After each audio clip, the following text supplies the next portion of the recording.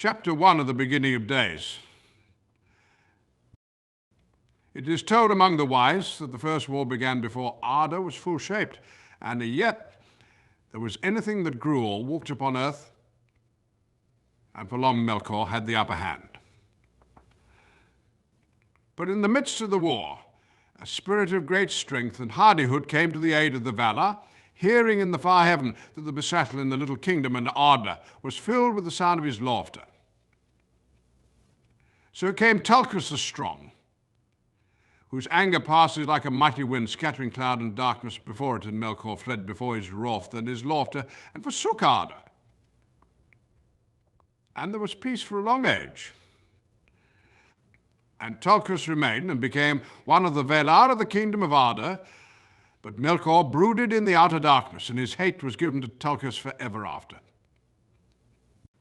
In that time the Valar brought order to the seas and the lands and the mountains, and Yavanna planted at last the seeds that she had long devised. And since when the fires were subdued or buried beneath the primeval hills, there was need of light, toward the prayer of Yavanna wrought 2 mighty lamps for the lighting of the middle earth, which he had built amid the encircling seas. And Varda filled the lamps, and Mami hallowed them, and the Valar set them upon high pillars more lofty far than any mountains of the later days. One lamp they raised near to the north of Middle Earth, and it was named Inuin, and the other was raised in the south, and it was named Olm. The light of the lamps of the Valar flowed out over the earth, so that all was lit as it were in a changeless day. Then the seeds that Yavanna had sown began swiftly to sprout and to burgeon. And there rose a multitude of growing things, great and small, mosses and grasses and great ferns, and trees whose tops were crowned with cloud, as they were living mountains, but whose feet were wrapped in a green twilight. And beasts came forth and dwelt in the grassy plains, or in the rivers and the lakes, or walked in the shadows of the woods. As yet no flower had bloomed, nor any bird had sung. For these things waited still their time in the bosom of Yavanna. But wealth there was of her imagining, and nowhere more rich than in the midmost parts of the earth, where the light of both the lamps met and blended. And there upon the isle of Almeren in the great lake was the first dwelling of the Valar, when all things were young, and new made green was yet a marvel in the eyes of the makers, and they were long content. Now it came to pass that while the Valar rested from their labours and watched the growth and unfolding of the things that they had devised and had begun, Manwe ordained a great feast in the Valar, and all their hosts came at his bidding. But all and Tulkas were weary for the craft of all, and the strength of Tulkas had been at the service of all, without ceasing in the days of their labour. And Melkor knew of all that was done. For even then he had secret friends and spies among the Maiar, whom he had converted to his cause, and far off in the darkness he was filled with hatred, being jealous of the work of his peers, whom he desired to make subject to himself. Therefore he gathered to himself spirits out of the halls of Ea that he had prepared to his service, and he deemed himself strong. And seeing now his time, he drew near again to Arda, and looked down upon it, and the beauty of the earth in its spring filled him the more with hate. Now therefore the Valar are gathered upon Almeren, fearing no evil, and because of the light of Iluin they did not perceive the shadow in the north that was cast from afar by Melkor. He was grown dark as the night of the void. And it is sung that in that feast of the spring of Arda Tulkas espoused Nessa, sister of Orome, and she danced before the Valar upon the green grass of Almeren. Then Tulkas slept, being weary and content, and even Melkor deemed that his hour had come. And he passed therefore ovals of the night with his host, and came to Middle-earth far in the north, and the Valar were not aware of him. Now Melkor began the delving and building of a vast fortress deep under earth, beneath dark mountains where the beams of Iluin were cold and dim. That stronghold was named Utumno. And though the Valar knew naught of it as yet, nonetheless the evil of Melkor and the blight of his hatred flowed out thence. And the spring of Arda was marred. Green things fell sick and rotted, and rivers were choked with weeds and slime. And fens were made rank and poisonous, the breeding place of flies, and forests grew dark and perilous. The haunts of fear and beasts became monsters of horn, and ivory and dyed the earth with blood. Then the Valar knew indeed that Melkor was at work again, and they sought for his hiding place. But Melkor, trusting in the strength of Utumno and the might of his servants, came forth suddenly to war, and struck the first blow. Ere the Valar were prepared, he assailed the lights of Illuin and Uinamall, cast down their pillars and broke their lamps. And in the overthrow of the mighty pillars, lands were broken and seas arose in tumult. And when the lamps were spilled, destroying flame was poured out over the earth. And the shape of Arda and the symmetry of its waters and its lands was marred in that time. So that the first designs of the Valar were never after restored. In the confusion and the darkness Melkor escaped, though fear fell upon him, for above the roaring of the seas, he heard the voice of Manwë as a mighty wenny wind, and the earth trembled beneath the feet of Tulkas. But he came to Utumno, where Tulkas could overtake him, and they lay hid. And the Valar could not at that time overcome him, for the greater part of their strength was needed to restrain the tumults of the earth, and to save from ruin all that could be saved of their labor, and afterwards they feared to rend the earth again, until they knew where the children of Iluvatar were dwelling, who were yet to come in a time that was hidden from the Valar. Thus ended the spring of Arda. The dwelling of the Valar upon Almorn was utterly destroyed, and they had no abiding place upon the face of the earth.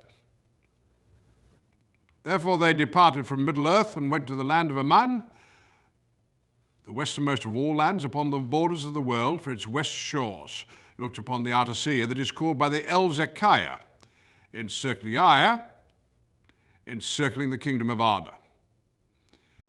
How wide is that sea? None know, but the Valar, and beyond it are the walls of the night. But the east shores of Aman were the uttermost end of Biligea, the great sea of the west, and Melkor was returned to Middle-earth, and they could not yet overcome him. The Valar fortified their dwelling, and upon the shores of the sea they raised the Pelori, the mountains of Aman, highest upon earth. And above all the mountains of the Pelori was that height upon whose summit Manwë set his throne. Taniqtil the elves named that holy mountain, and Oialos everlasting whatness, and an arena crowned with stars, and many names beside, but the Sindar spoke of it in their later tongue, as Aemuilos. From their halls upon Taniqtil, Manwë and Varda could look out across the earth even into the furthest east. Behind the walls of the Pelori, the Valar established their domain in that region which is called Valinor, and there were their houses, their gardens, and their towers. In that guarded land, the Valar gathered great store of light, and all the fairest things that were saved from the ruin, and many others yet fairer they made anew.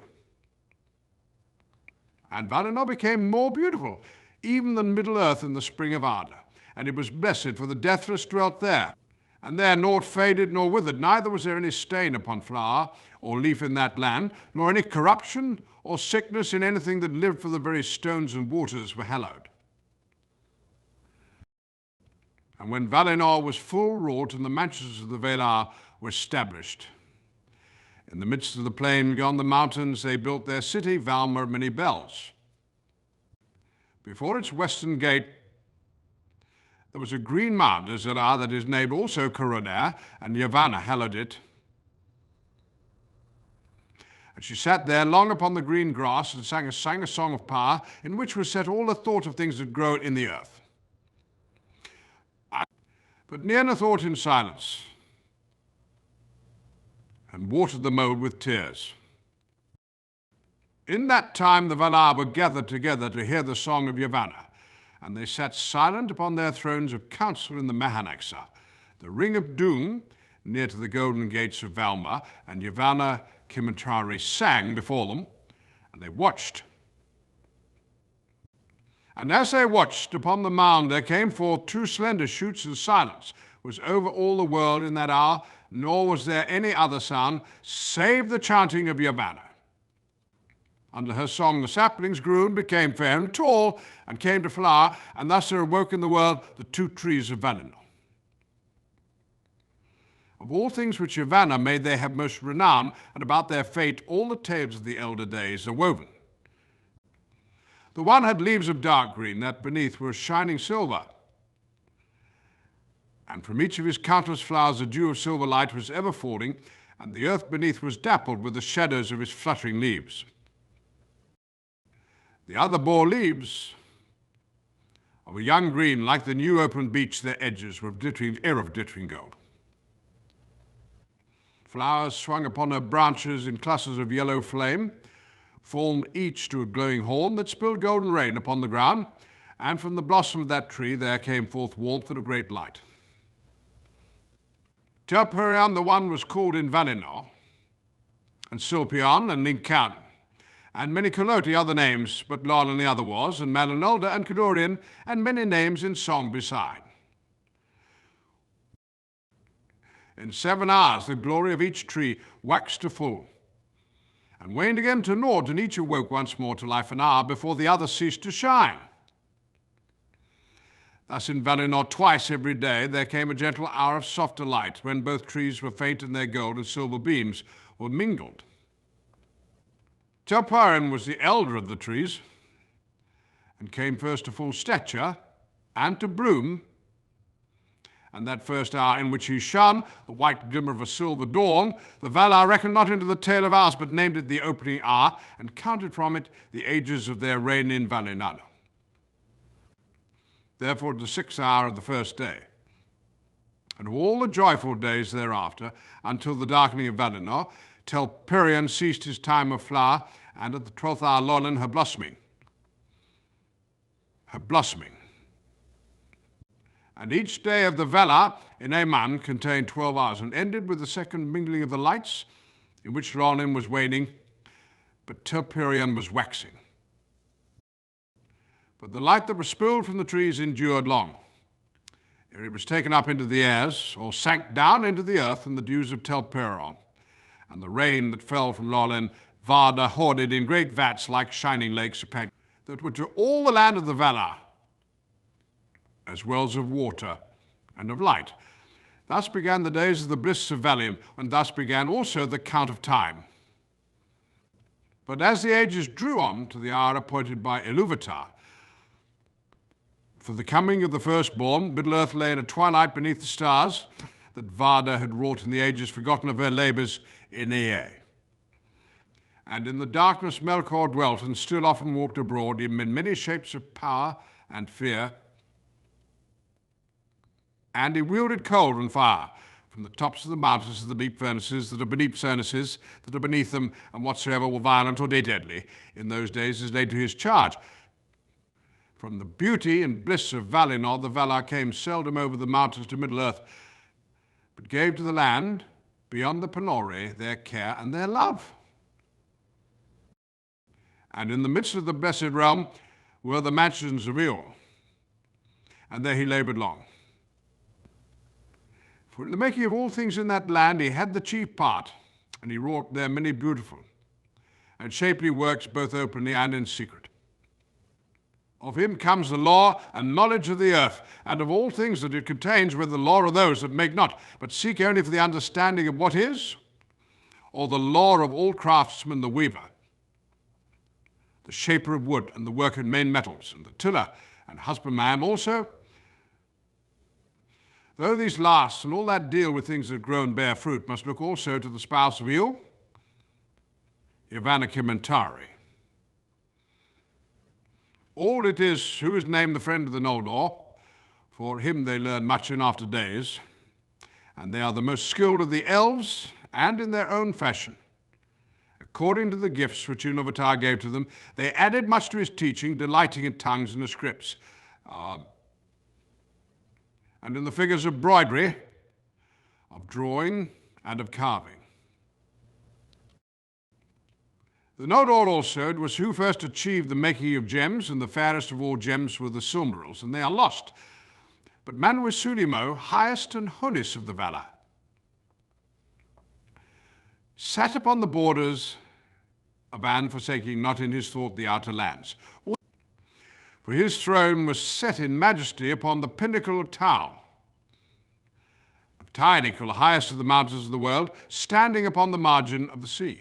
The spirits in the shape of hawks and eagles flew ever to and from his halls, and their eyes could see to the depths of the seas and pierce the hidden caverns beneath the world. Thus they brought word to him of well nigh all that passed in Arda, yet some things were hidden even from the eyes of Manwë and servants of Manwë. For the servants of Manwë, for where Melkor sat in his dark, thought impenetrable shadows lay. Manwë has no thought for his own honour, and is not jealous of his power, but rules all to peace. The Vanir he loved best of all the elves, and of him they received song and poetry, for poetry is the delight of Manwë, and the song of words is his music.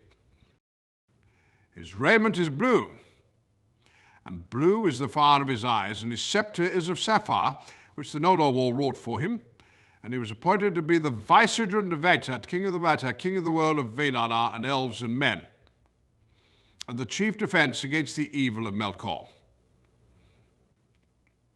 With Manwë dwelt Varda, the most beautiful, she who in the Sindarin tongue is named Elbreth, queen of the Valar, maker of the stars, and with them were a great host of spirits in blessedness. But Ulmo was alone, and he abode not in Valinor, nor ever came thither, unless there were need for a great council. He dwelt from the beginning of Arda in the outer ocean, and still he dwells there. Thence he governs the flowing of all waters, and the ebbing the courses of all rivers, and the replenishment of springs, the distilling of all dews and rain in every land beneath the sky. In the deep places he gives thought to music great and terrible, and the echo of that music runs through all the veins of the world. In sorrow and in sorrow, and in joy, for if joyful is the fountain that rises in the sun. Its springs are in the wells of sorrow, unfathomed at the foundations of the earth. The Teleri learned much of Ulmo, and for this reason their music is both sadness and enchantment. Salma came with him to Arda, he who made the horns of Ulmo, that none may ever forget, who once has heard them, and Ossiwen also, to whom he gave the government of the waves and the movements of the inner seas, and many other spirits beside. And thus it was by the power of Ulmo, they even under the darkness of Melkor life coursed still through many secret lodes, and the earth did not die, and to all who were lost in that darkness or wandered far from the light of the Valar, the ear of Ulmo was ever open. Nor has he ever forsaken Middle-earth, and whatsoever may since have befallen of ruin or of change, he has not ceased to take thought for it, and will not until the end of days. And in that time of dark Yavanna also was unwilling utterly to forsake the outer lands. All things that grow are dear to her. And she mourned for the works that she had begun in Middle-earth, but Melkor had marred.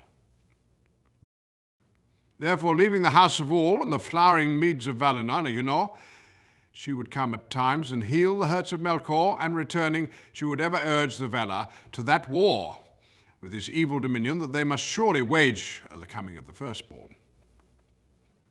And Orom, tamer of beasts, would ride too, at whiles in the darkness of the unlit forests, as a mighty hunter he came with spear and bow, pursuing to the death the monsters and framps and fell creatures of the kingdom of Melkor. And his white horse Nahar shone like silver in the shadows. In the shadows.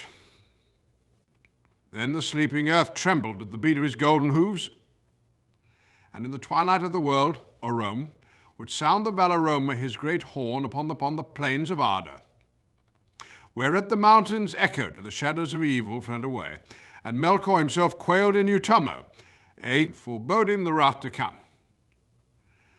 But even as a Rome passed, the said servants of Melkor would gather again, and the lands were filled with shadows and deceit.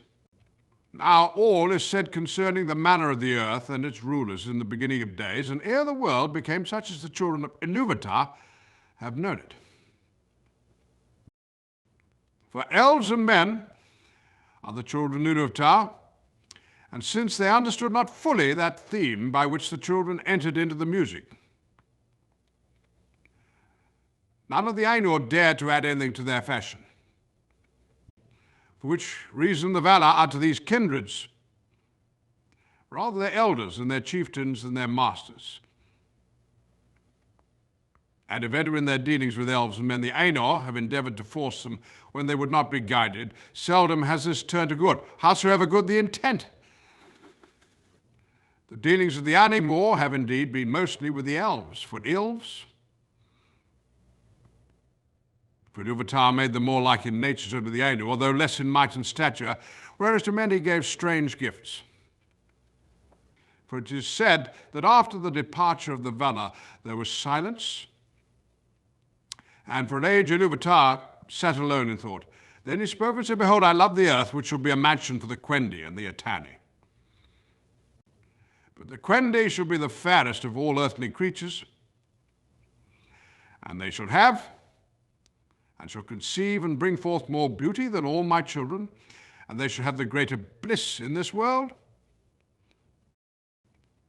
But to the Atani I will give a new gift. Therefore he will that the hearts of men should seek beyond the world, and should find no rest therein, but they should have a virtue to shape their life amid the powers and chances of the world, beyond the music of the Ainur, which is as fate to all things else, and of their operation everything should be in form and deed completed, and the world fulfilled unto the last and smallest. But Ilúvatar knew that men, being set amid the turmoils of the powers of the world, would stray often, and would not use their gifts in harmony, and he said, these two in their time shall find that all that they do redounds at the end only to the glory of my work, yet the elves believe that men are often a grief to Manwë, who knows most of the mind of Ilúvatar, for it seems to the elves that men resemble Melkor most of all the Ainur. Although he has ever feared and hated them, even those that served him, it is one with this gift of freedom that the children of men dwell only a short space in the world alive, and are not bound to it, and depart soon whither the elves know not. Whereas the elves remain until the end of days, and their love of the earth and all the world is more single and more poignant therefore, and as the years lengthen ever more sorrowful. For the elves die not till the world dies, unless they are slain or waste in grief, and to both these seeming deaths they are subject, neither does age subdue their strength, unless one grow weary of 10,000 centuries and die. They are gathered to the halls of Mandas in Valinor, whence they may in time return. But the sons of men die indeed, and leave the world, wherefore they are called their guests, or the strangers. Or the strangers, death is their fate, the gift of Ilúvatar, which is time whereas even the powers shall envy. But Melkor has cast his shadow upon it, and confounded it with darkness, and brought forth for evil out of good, and fear out of hope. Yet of old the Valar declared to the elves in Valinor that men shall join in the second music of the Ainur. Whereas Ilúvatar has not revealed what he purposes for the elves after the world's end, and Melkor has not discovered it.